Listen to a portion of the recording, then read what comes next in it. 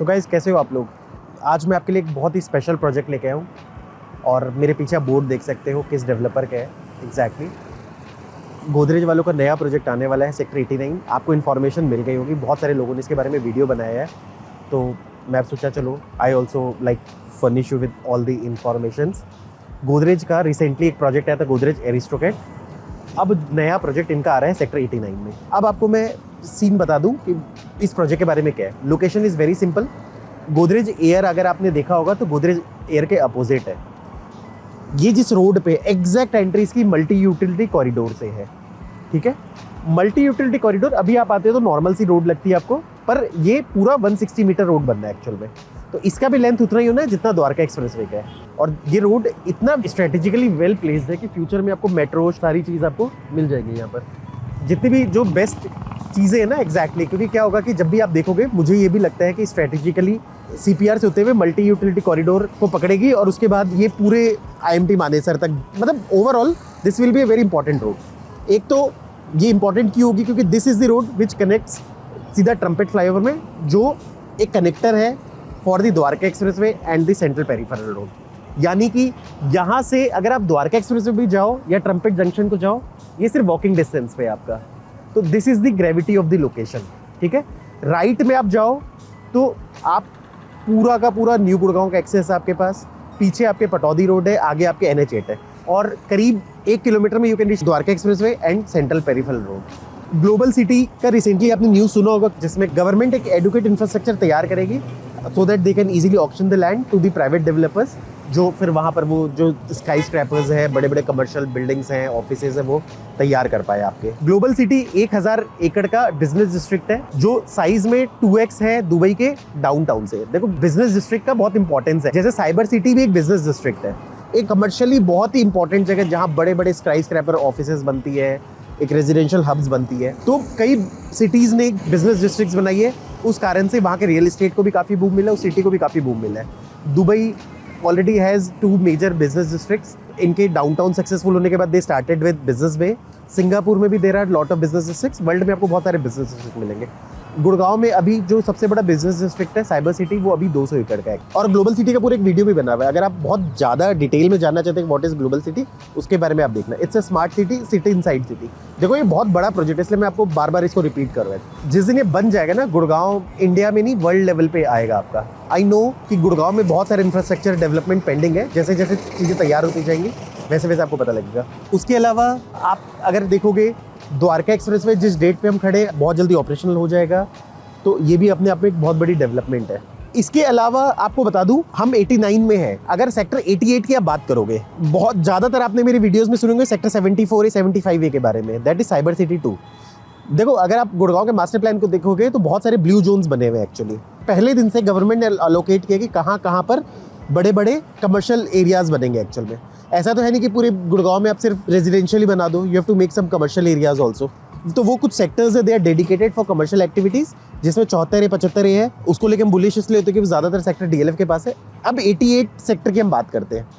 88 में अनदर एक बहुत बड़ा कमर्शियल हब बनेगा आपका। कई लोग इसको साइबर सिटी 3 भी कहते हैं। अभी बड़ी अनाउंसमेंट वहाँ पर ये है कि AIPL एक बहुत बड़ा अपना एक प्रोजेक्ट लेकर है, कमर्शियल प्रोजेक्ट वहाँ पर। तो फर्स्ट मेजर प्रोजेक्ट है, उसके बारे में मैं बहुत आपको इन्फॉर्मेशन दे दूँगा।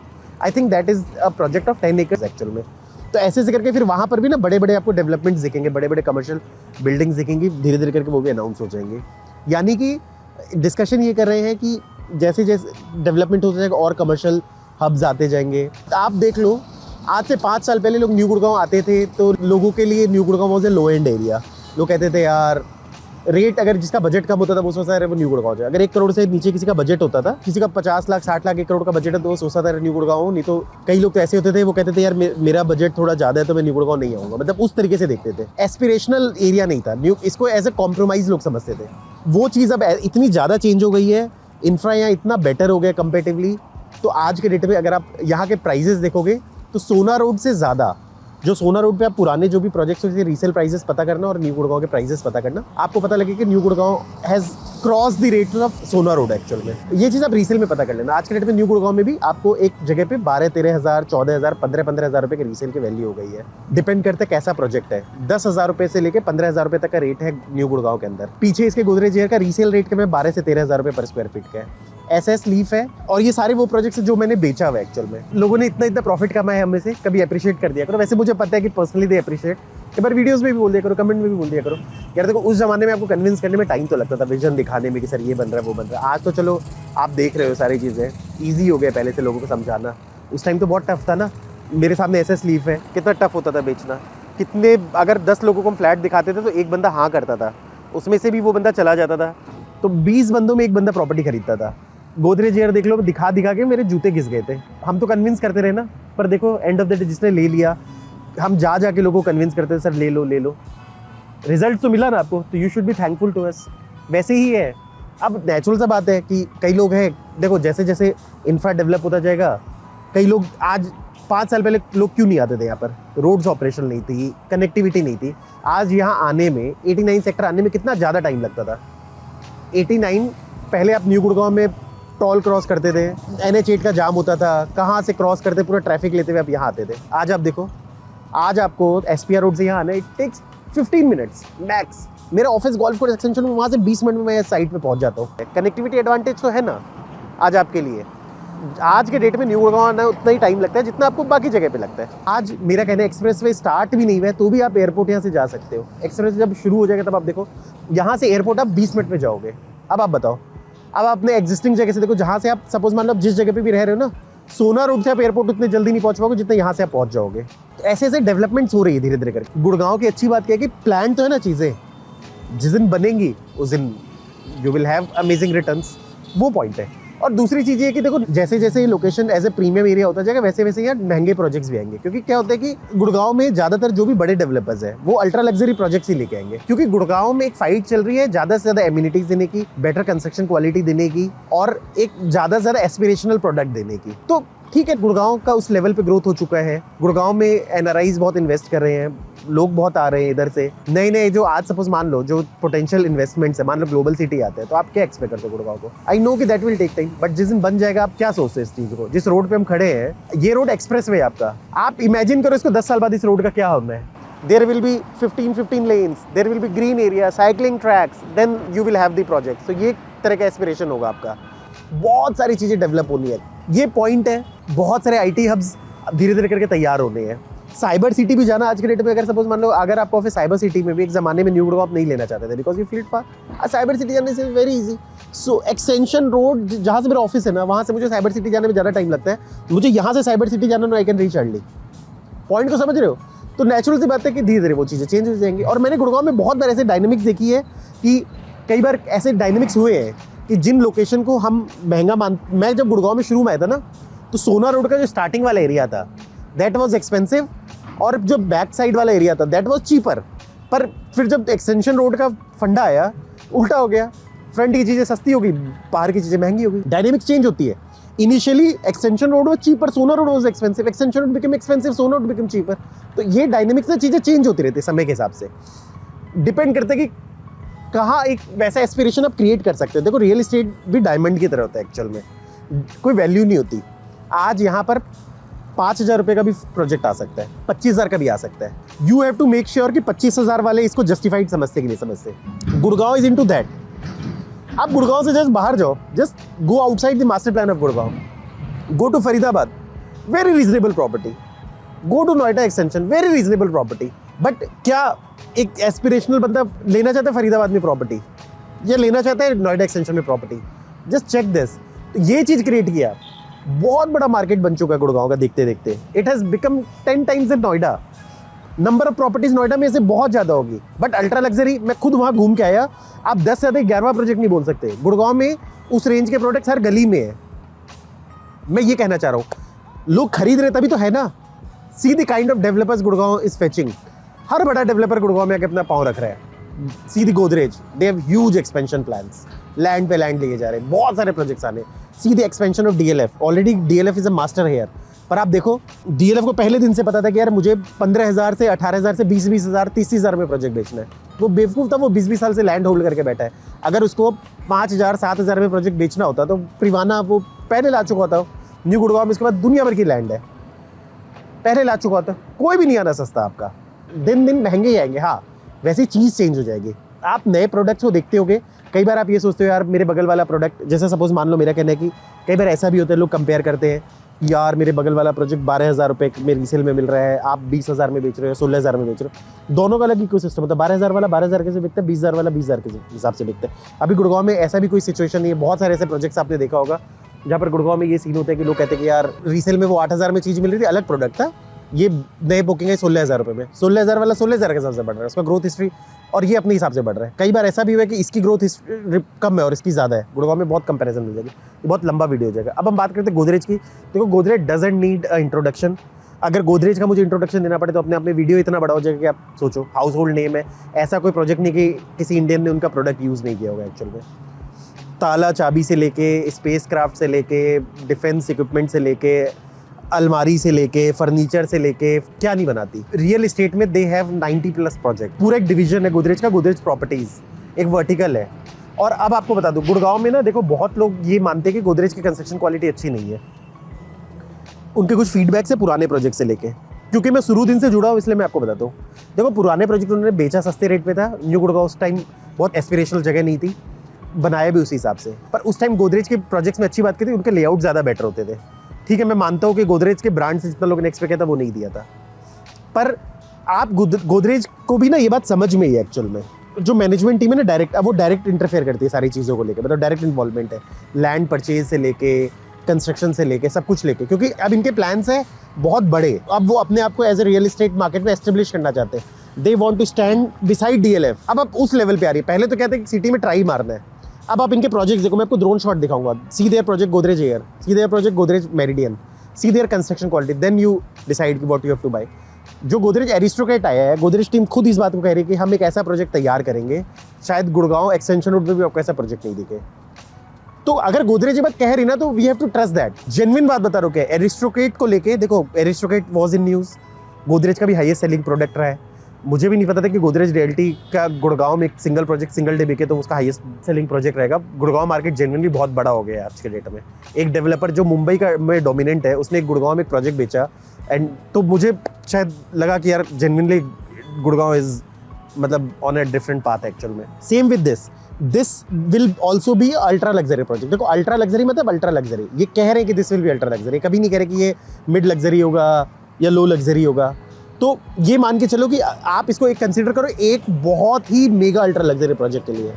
जिस प्रोजेक्ट को आप लेना चाहते हो, एस्पायर करना चाहते हो, तो देखो नेचुरल बात है, रेट्स भी उसी हिसाब से होंगे। साइजेस ये छोटे ला रहे हैं इस बार, मतलब इनके पास 2 BHK भी होंगे 1400 स्क्वायर फीट का, 2.5 BHK भी होगा 1550 स्क्वायर फीट का, 3 BHK will be 1800 square feet.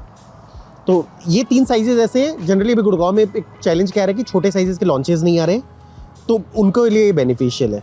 बाकी फिर 3.5 BHK 2300 स्क्वायर फीट का और 4 BHK 2800 स्क्वायर फीट का लेआउट से ये सब आ जाएंगे। This is a single consolidated land, approximately 8 to 9 towers आएंगे, 40 फ्लोर के आसपास की बिल्डिंग होगी। देखो अब गुड़गांव में जो भी प्रोजेक्ट्स आ रहे हैं 40 फ्लोर के आसपास की चीज़ आ रही है।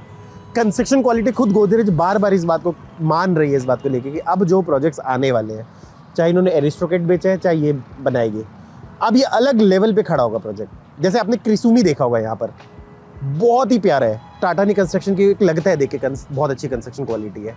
तो अगर आप ये मान के चलो कि उसकी कंस्ट्रक्शन क्वालिटी आपको अच्छी लगती है तो शायद उसे बेटर बनाएंगे आपके।